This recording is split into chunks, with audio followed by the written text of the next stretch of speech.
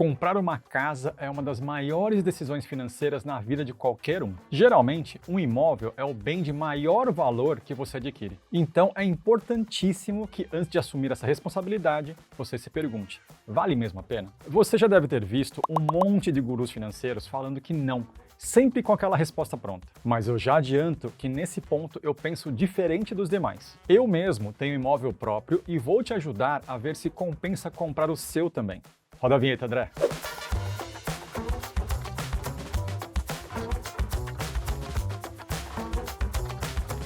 Se você é novo no canal, lhe dou as boas-vindas. Aqui no E Agora Prof, meu objetivo é responder a dúvidas práticas sobre investimentos de uma forma simples e com embasamento, sem papinho de coach quântico. Então, se você não quer perder nenhum conteúdo, deixa o seu like aqui no vídeo, se inscreve no canal e compartilhe esse vídeo com seus amigos. Me ajuda aí a transformar isso aqui na maior sala de aula do Brasil. E aproveita para me seguir lá no Instagram, onde eu compartilho mais conteúdo sobre educação financeira. O vídeo de hoje foi inspirado na pergunta do Henrique. Antes de tudo, preciso deixar claro que do ponto de vista financeiro, casa não é necessariamente um investimento. O investimento é um gasto no presente com o objetivo de gerar retorno futuro. Se você pretende comprar uma casa para viver e não para gerar renda passiva, você vai adquirir um bem e não exatamente investir. Claro que um imóvel para sua própria moradia pode até valorizar, mas isso não é uma certeza. E mesmo que valorize, você só vai ganhar com isso quando decidir vender a casa. Até lá, vai ter muitos custos com impostos, reformas para deixar com a sua cara e manutenção. É por esse motivo que tantos especialistas são categóricos ao dizer que financiar uma casa não vale a pena. Mas muitos deles não levam em conta dois fatores adicionais: o psicológico e o operacional. A casa própria é o sonho de muita gente aqui. E sonho não tem preço. Como o Brasil passou por uma fase de hiperinflação nos anos 70 e 80, os imóveis se tornaram símbolo de segurança financeira, pois o preço dos imóveis repunha a perda inflacionária. Então o fator psicológico é algo que pesa muito na decisão de comprar uma casa, sobretudo nós brasileiros. Seus pais ou avós devem ser super a favor de você comprar uma casa própria, certo? Pois bem, isso é um resquício da nossa cultura inflacionária. Outro ponto que leva muita gente a querer comprar uma casa é a maior liberdade de reformar, decorar e deixá-la como sempre quis, além de não querer correr o risco de ter que sair do imóvel no fim do contrato. Se isso é muito importante para você, o aluguel pode não ser a melhor opção. Agora, por outro lado, essa mesma liberdade também demanda cuidado. Um financiamento imobiliário é um compromisso de longo prazo, uma dívida de anos ou décadas. E se você precisa de liquidez, vender um imóvel é mais difícil que resgatar um dinheiro aplicado, ainda mais enquanto não estiver quitado. Mais um ponto: se você é jovem, está construindo sua carreira, ou se as necessidades da sua família mudarem e você quiser ir para outro imóvel ou precisar reduzir seus gastos, ter uma casa própria dificulta. Então se pergunte: qual o maior motivo para você querer comprar um imóvel hoje? Responda aqui nos comentários. Tendo tudo isso em mente, existem algumas formas de medir o que vale mais a pena financeiramente. Vamos para a lousa comparar os seguintes cenários: comprar, alugar e investir o que sobra. Como é que você avalia, então, financeiramente a opção de alugar? Vamos começar com alugar aqui. Deixa eu escrever. Vamos pensar como se fosse um projeto. Esse projeto tem um prazo. Então, suponha que a gente defina um prazo aqui de aluguel de 5 anos. Eu pretendo alugar um apartamento ou uma casa pelos próximos 5 anos. Qual é o fluxo de caixa que nós teremos nesses 5 anos? Quando a gente fala de aluguel, você começa com um aluguel mensal, né, 12 parcelas aqui, 12 meses. Depois disso, você tem uma correção no seu contrato. Geralmente, é muito comum essa correção ser o IGPM.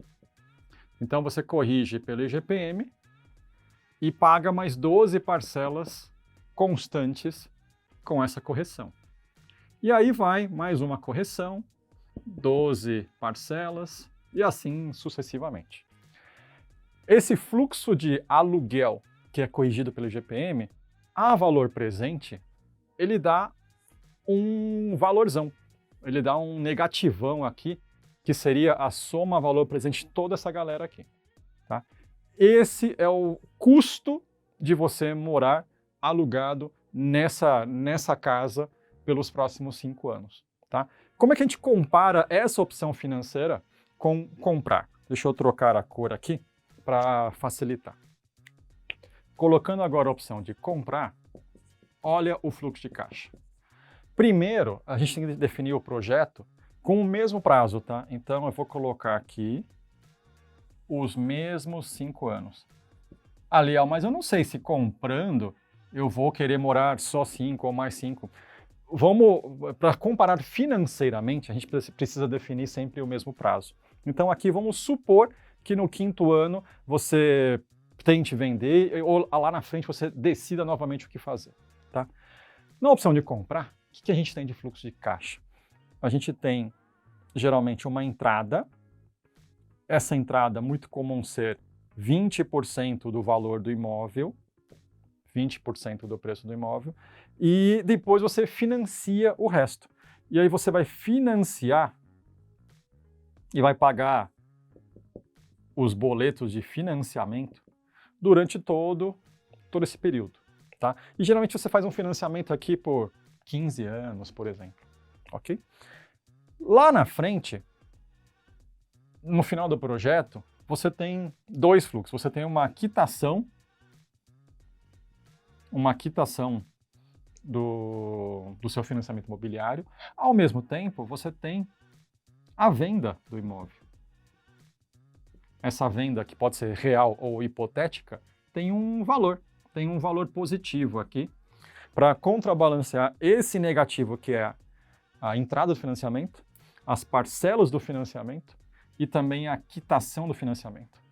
Quando você pega esse negativo, esse fluxo inteiro negativo, uma quitação e abate essa venda, isso aqui dá outro fluxo de caixa, dá outro negativo aqui. E esses dois, então, eles são comparáveis. Basicamente, em termos financeiros, qual que é a opção mais viável, mais barata?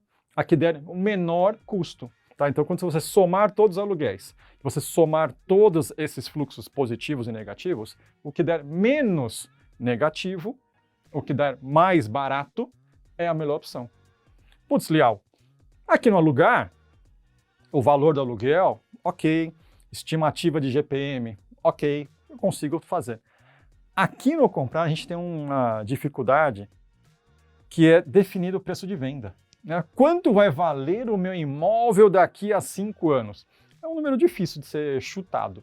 Normalmente, para ser conservador, é muito comum a gente corrigir o valor do imóvel com a reposição da inflação, pelo IPCA, por exemplo. Então, o valor de hoje, a gente corrige pelo IPCA.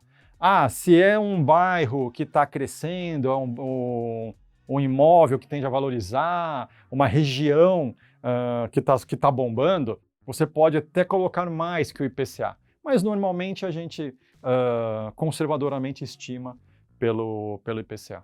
Agora com a lousa magicamente limpa, vou fazer uma terceira simulação e vou fazer algumas continhas aqui. Suponha que a gente tem as duas opções entre alugar e comprar.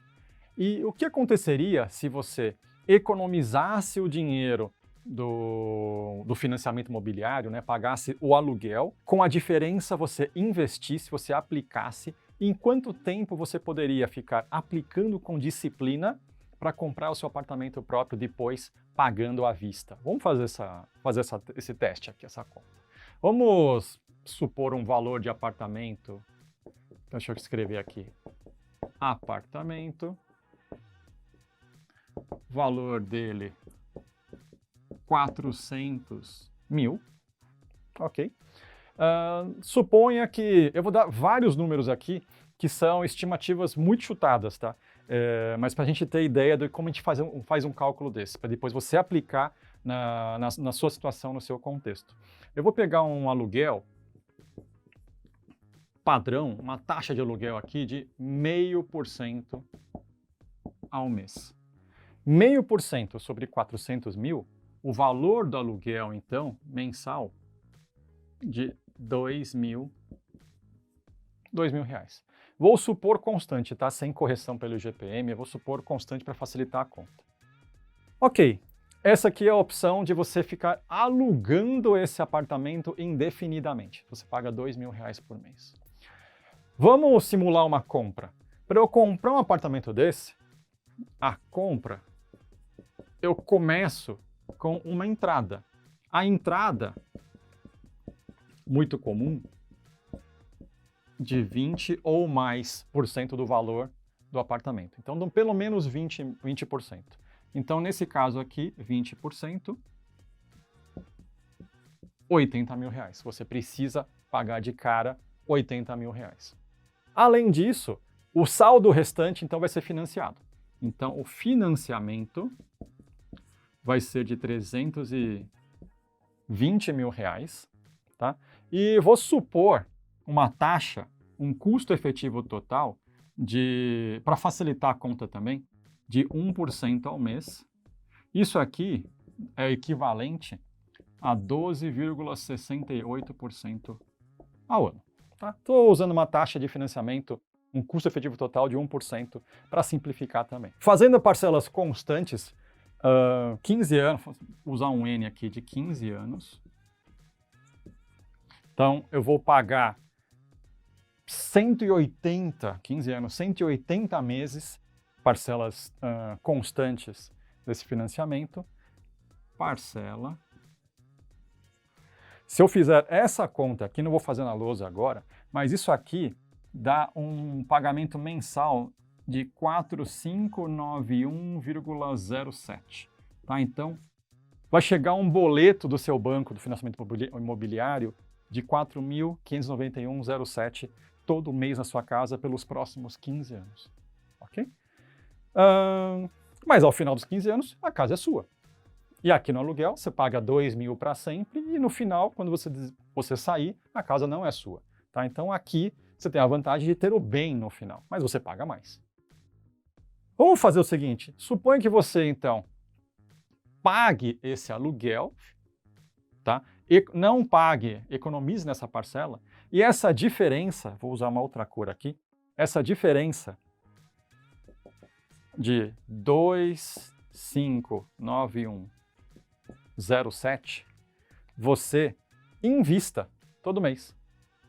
Se você investir todo mês esse valor aqui, lembrando também que você já começa com o investimento inicial, um aporte inicial de R$80.000, que aqui no aluguel você não tem. Então você consegue aportar R$80.000, você consegue, nessa economia, e investindo 2.591 todo mês, tá? Vou supor uma taxa de juros. Como a gente supôs aqui 1%, eu vou pelo menos tirar o imposto de renda, tá? Então, tirar 15% de imposto de renda vai dar 0,85% ao mês. Então, fazendo um aporte inicial de 80.000, aportes mensais de 2.591, a uma taxa de juros a 0,85% ao mês,